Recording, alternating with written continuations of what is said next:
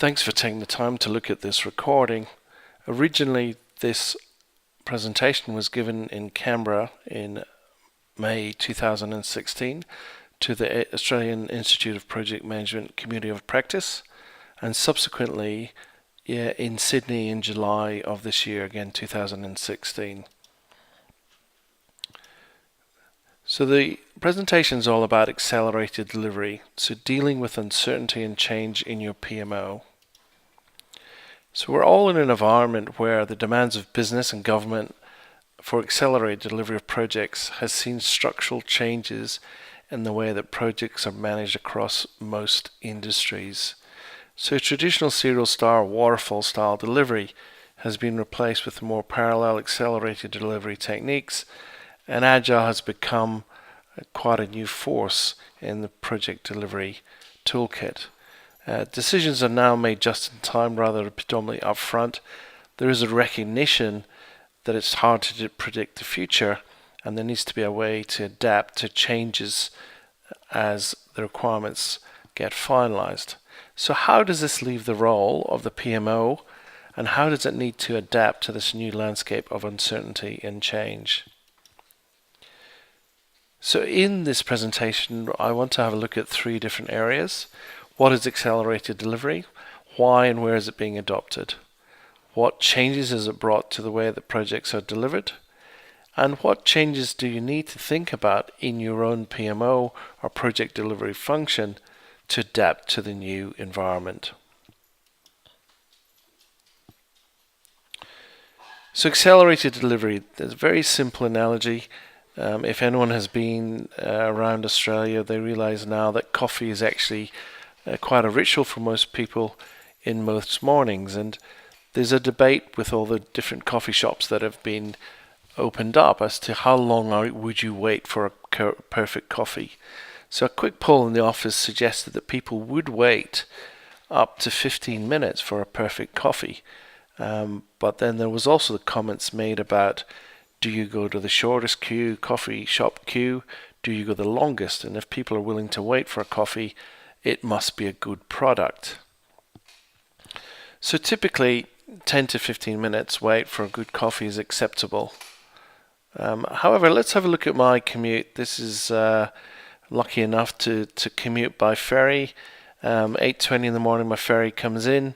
10 minutes later I'm at Circular Quay, the centre of Sydney. So 8:30 I get Circular Quay. I get to the coffee shop under my office and I obtain a coffee at 8:50, and I'm in work by 9 o'clock. A pretty standard commute. 40 minutes is quite a good time. Now, that someone decided quite a while ago that it'd be useful to be able to phone ahead to order your coffee. So suddenly, as I arrive at Circular Quay, I use the app HeyU to phone ahead, and I've just done things in parallel. So as I'm walking to the coffee shop, my coffee's getting brewed, and I'm one of those annoying people that goes to the front of the queue and picks up the coffee. Of course, this saves me 10 minutes because I don't have to stand in the queue anymore, and in a life that's pretty much determined by available time, 10 minutes is a useful addition to the day. So a very simple illustration of where technology is moving to make things much quicker and more predictable, and basically allow people to do things in parallel. Now, this is a favorite example of mine. In thinking about accelerated delivery, you start to think, where is it really going to be? Where's the biggest impact? And I think one of the biggest impact is going to be in building. I think it's quite possible in the next few years you're going to see main structures being printed rather than built. So this video illustrates what is now possible and what people have actually been looking at.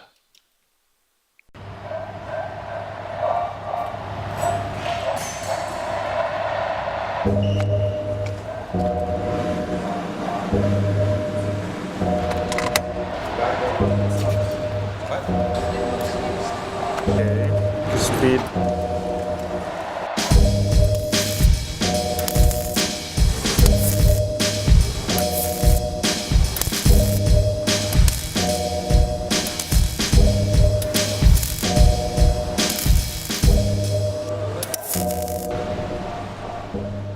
first, they were little worm-like blobs.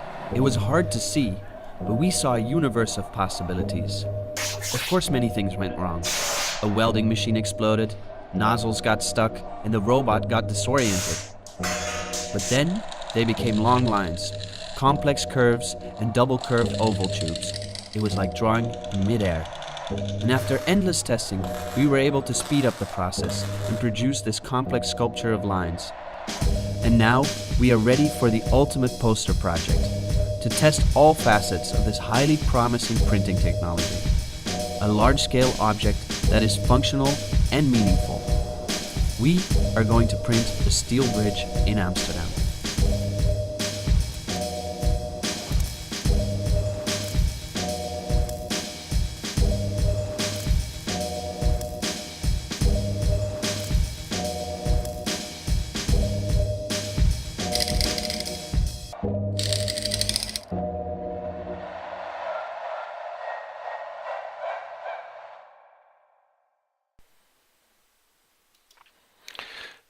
So there you have it, disruption in the building industry, allowing you to now print bridges rather than produce them in traditional forms.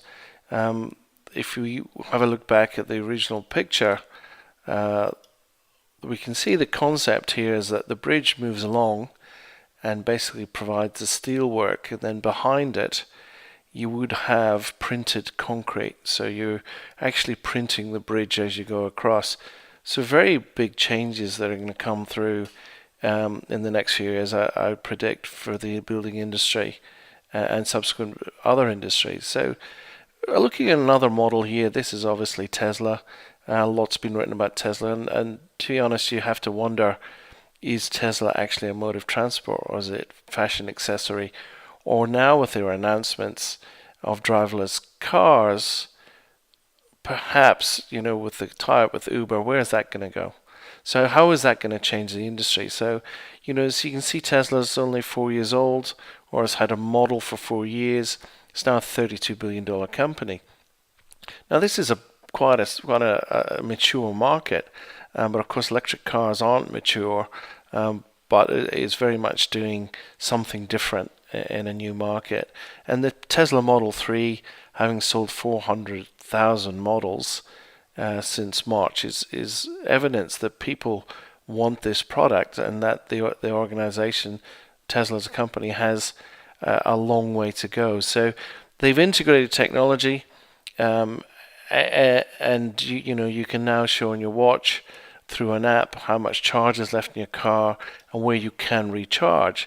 So in Australia, you can now drive from Sydney to Melbourne, which on that map looks pretty small, but that's actually 1,000 kilometers. And there's 6 charging stations between Sydney and Melbourne. So it is possible to drive and charge from Sydney to Melbourne. This presentation was originally done in Canberra, and at the time Canberra did not have a charging station. But also it's interesting to note, Hong Kong has adopted this, obviously geographically much smaller, but has a lot more charging stations than Australia.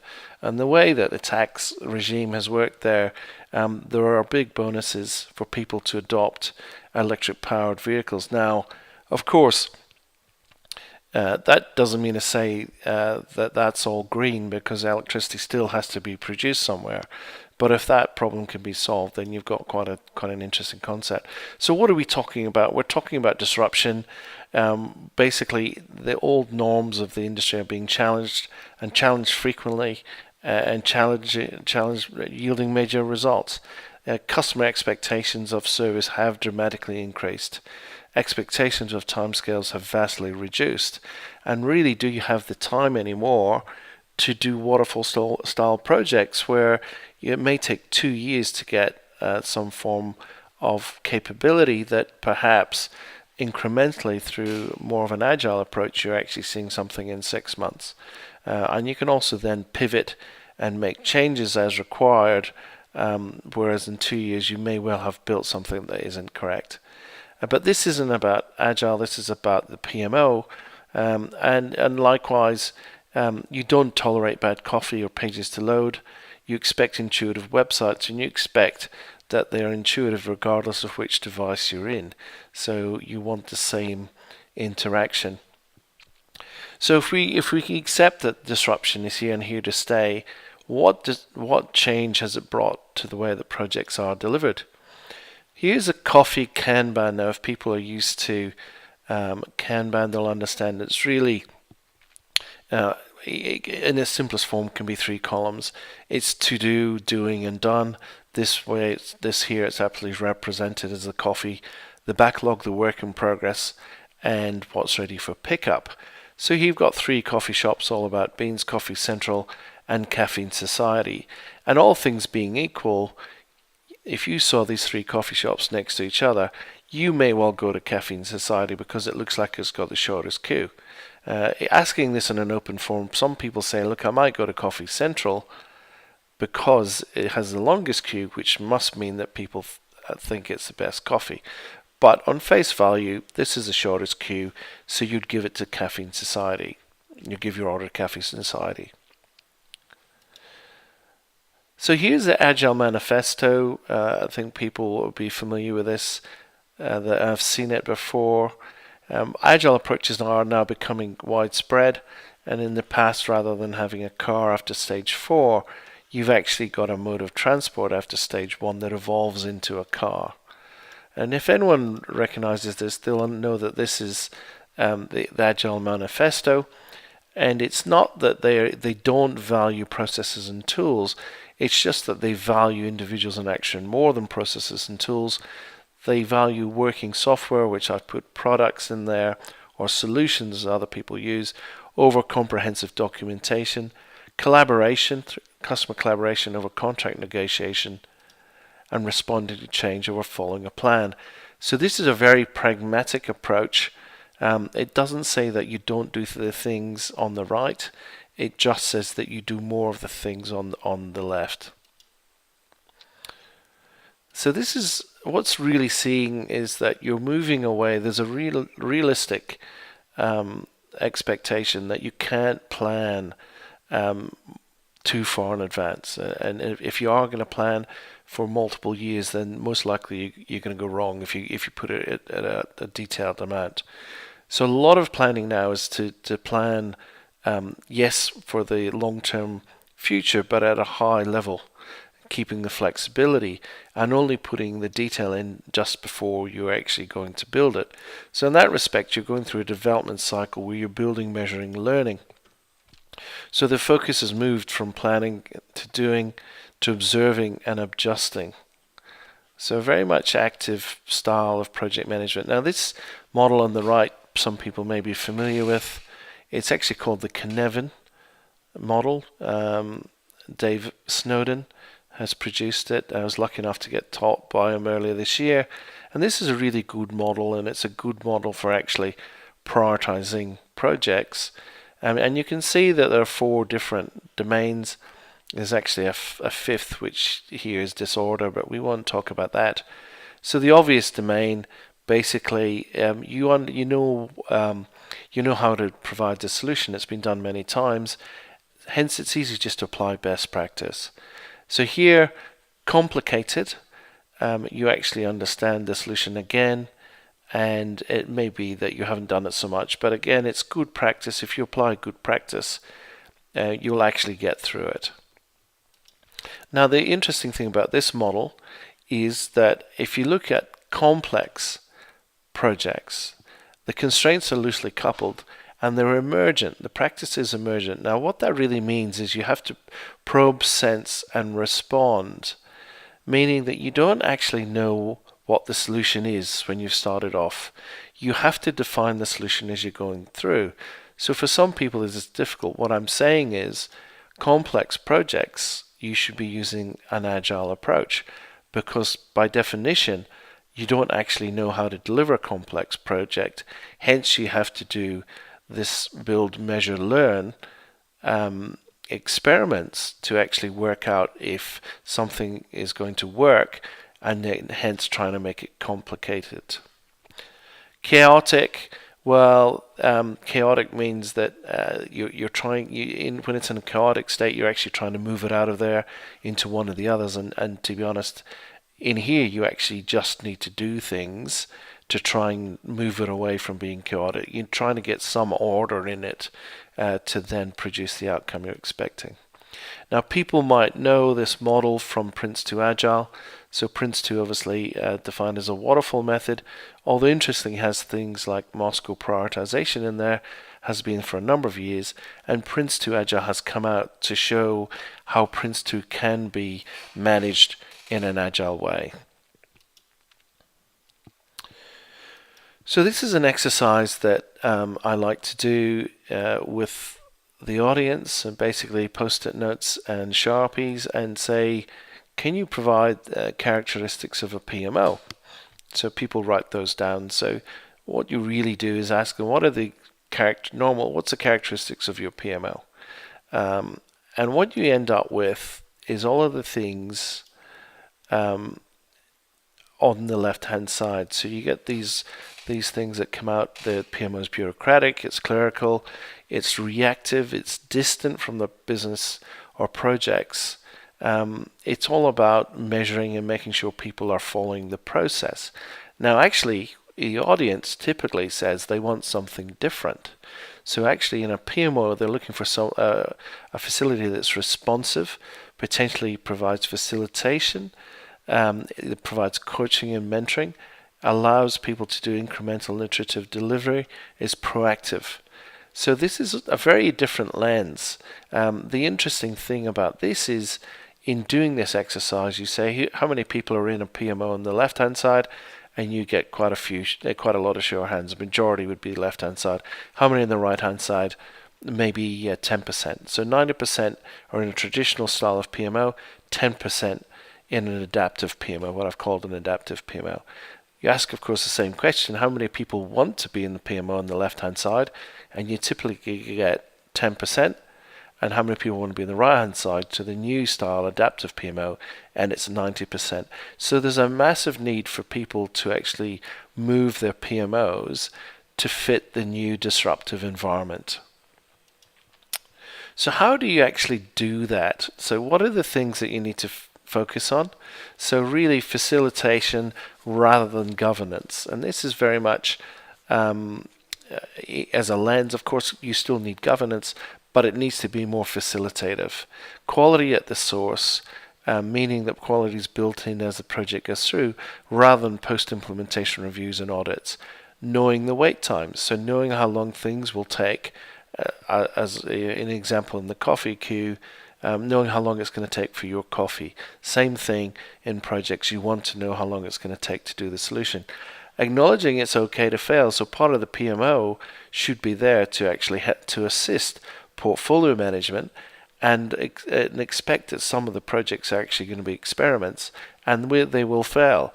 But it's important that the learnings from those failures are then applied. So it's okay to fail, but fail fast and apply the learning. Making sure or providing environments where the teams can collaborate rather than through command and control.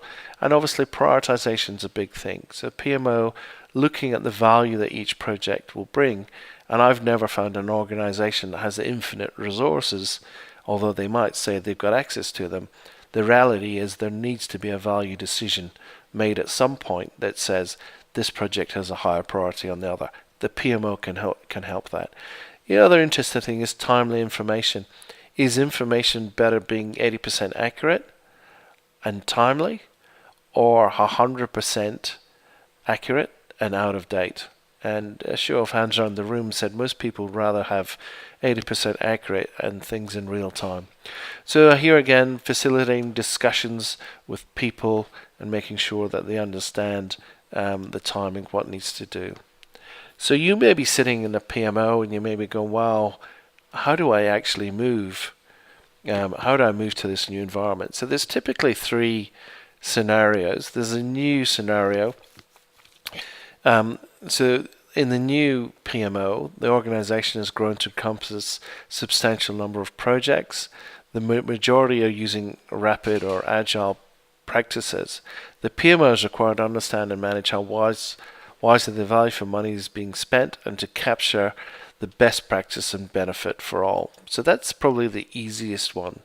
The pool one the PMO exists, and it may well be that traditional PMO we looked at to assist with the governance of traditional project approaches, but there may well be pockets, and you've probably all seen this.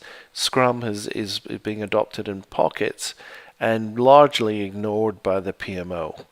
But the PMO needs to understand that Scrum and Agile is not going to go away, and it needs to adapt its own function and integrate the new practices. And then the third one, of course, is really why we're having this presentation. The existing PMOs recognize the value of the new project and program approaches and is actually pushing them into the environment to make it a valid way of delivering projects aligned to what they're seeing the customer base want to do. So some rules for the new PMO. The need for the organization to achieve the benefit of managing sets of projects in a coordinated way does not go away with a new move to the new methods. The PMO is very much front and center, but what it does is quite different. So it must ensure that all projects are aligned to key business objectives as a start of. And we're really pushing here is this sort of new understanding about portfolio management and driving the best value out of the project portfolio. And then management at all levels must be able to see progress measured, risk managed, and the wider view across the project portfolio maintained. So this is about providing visual, that 80% data perhaps, but in real time showing where the project's up to and the challenges that it's facing, rather than the collation of a monthly report, which is a historical look at how the project did and may well be out of date when it's actually reported. So the balance obviously between the old and the new functions must be carefully managed, and really what we're talking about here is the transition to adopt these new practices. So a little bit about an organization that's gone through a change like this and what they've seen. So this is an Australian financial services company. It's decided to adopt accelerated delivery techniques. Obviously, financial services is coming under a lot of pressure, and if you think of driverless cars, how does that change the insurance market for car insurance? So how do they actually? So this organization recognizes the innovation. They have to innovate. They have to innovate quickly, and the old techniques were not going to work. So what's been done and what changes have been seen? So the important thing here is that the CEO recognized and has really been appointed because he supports Innovate and realizes that the organization must keep innovating and reinventing.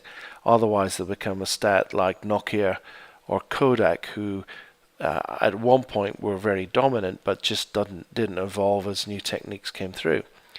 The second point is that they accept that culture is grown, not bought. So while they've got new staff, it's also important to allow the old staff or the existing staff to get involved in the new ways of working and not to pigeonhole them as dinosaurs that someone likes to call them. This does mean that some people say this isn't the place for me, but then the culture is important, and if it doesn't fit with what they want, that is fair. Problems before solutions, so a really important thing. So what is the problem we're trying to solve? Or what is the opportunity we're trying to grasp? So how do you actually get that innovation cycle going and spitting out new innovative ideas that describe the problem that's at hand rather than the solution? All too often people jump to a solution then look for problems. Minimum viable product to test assumptions, meaning that fast building of prototypes, getting customer input. If things aren't going the way you expect, then you pivot. You pivot and try something different until you actually get something that's having traction. Very much in the complex space, you're expecting to pivot. You're expecting to adjust and make changes.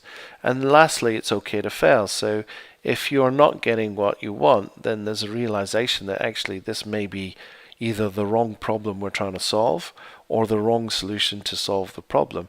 But as long as it's recognized that this isn't going anywhere, let's stop it early or as quick as we can And in some respect, this organization is celebrating the failures on the basis that it allows people to learn and make sure that the mistakes don't happen again.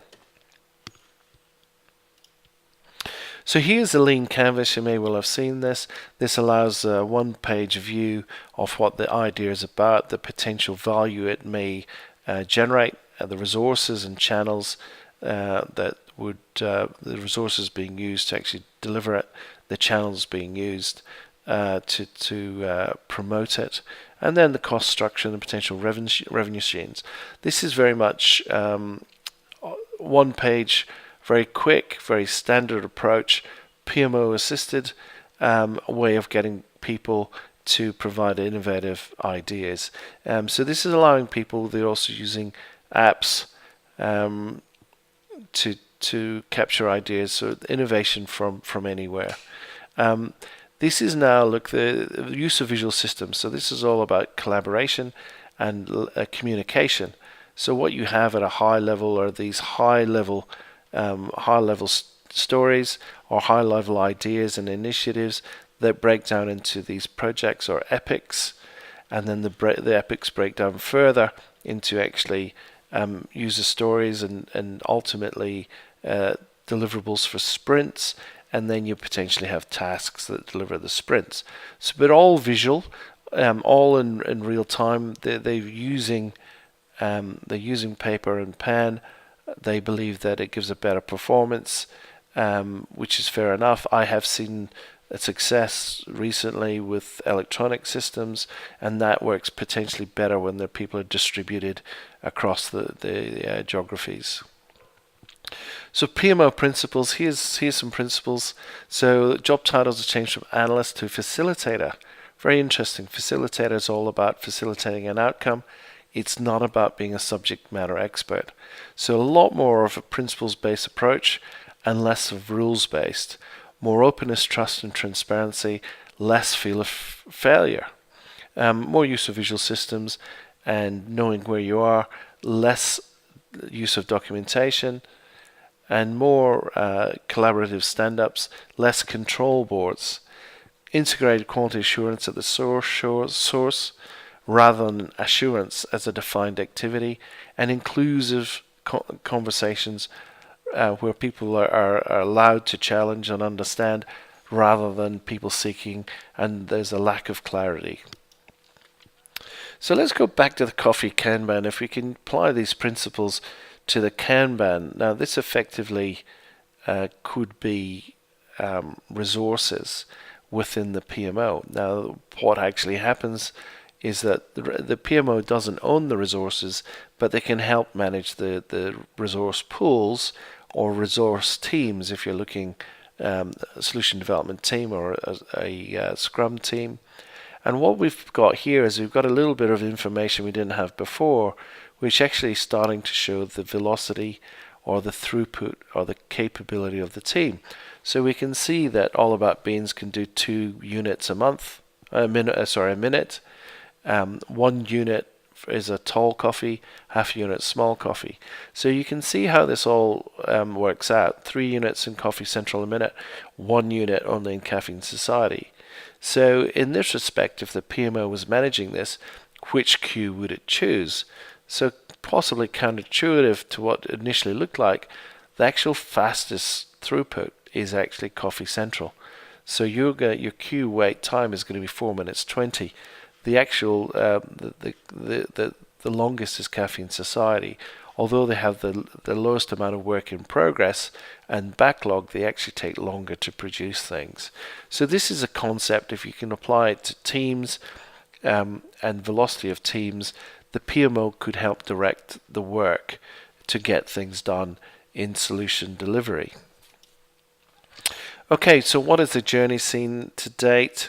What they have done, and it goes back to the comment earlier about there is an infinite resource available within an organization, is actually they have put bounds around capacity, which means they're actually starting to make real trade-off decisions.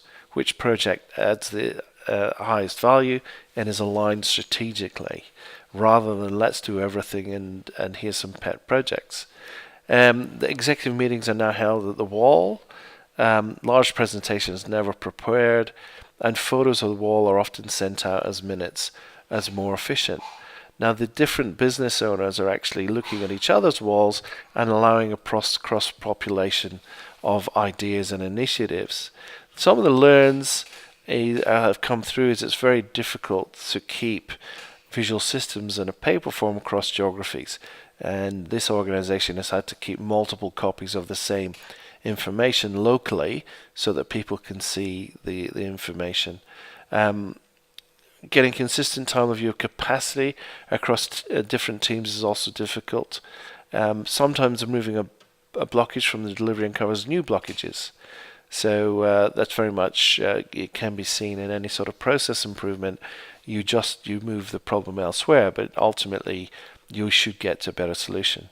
It does take time to realize efficiencies, and it's now quite recognized that agile delivery isn't actually faster than waterfall delivery. What it does is allow you to incrementally use the products as they're delivered, and potentially there's a much far better chance that you'll deliver something of value.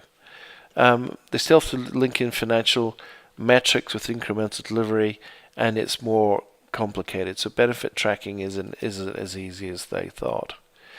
But overall, they're showing some good progress. Now, one of the things that's interesting to look at, this is a P3M3 model.